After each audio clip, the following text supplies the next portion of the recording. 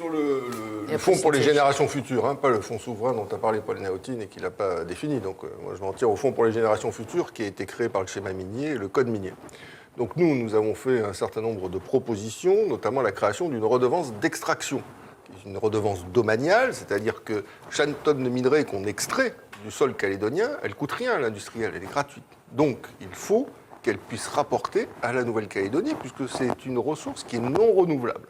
Donc cette redevance d'extraction, il faudrait qu'elle puisse être avec une échelle variable, de façon à ce que, bien évidemment, lorsque le cours du minerai est élevé, elle rapporte beaucoup à la Nouvelle-Calédonie, mais dès lors que, comme c'est le cas aujourd'hui, on a un cours plutôt à tonne, au-dessous de 7 $ la livre, qu'à partir de ce moment-là, la redevance soit l'épaisseur du trait.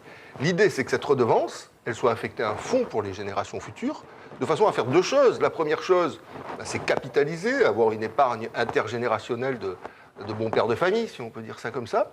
Et puis une autre partie de la redevance affectée à ce fonds pourrait servir, et c'est ce qu'a dit tout à l'heure Paul Néotine, pourrait servir au développement de filières économiques alternatives, investir dans la recherche, dans l'innovation, investir dans ce qui est susceptible demain, d'une manière ou d'une autre, de venir compléter ou de venir succéder à l'activité métallurgique et minière du pays. Donc, je crois que c'est quelque chose là aussi d'essentiel. Il nous faut préparer l'après-nickel, même si c'est à échéance de peut-être de 50 ans ou d'un siècle, mais le préparer dès maintenant au travers de la création de cette redevance d'extraction. Hélas, au point où on en est rendu aujourd'hui, la redevance n'a toujours pas été créée. Je trouve que c'est très dommage parce qu'on perd des années qui auraient été des années utiles pour notre pays.